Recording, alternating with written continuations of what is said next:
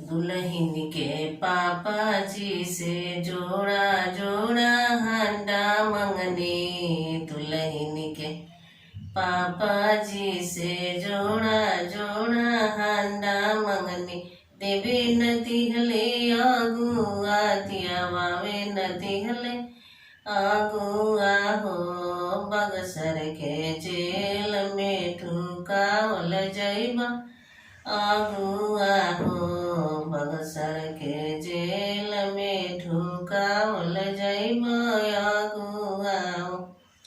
दुल्हन के पापा जी से जोड़ा जोड़ा चैन मंगनी। दुल्हन के पापा जी से जोड़ा जोड़ा बाइक मंगनी। देवे न दिहले अगुआ दियावे न दिहले अगुआ हो। बगसर के जेल में तू ठुकावल जइबा अगुआ हो।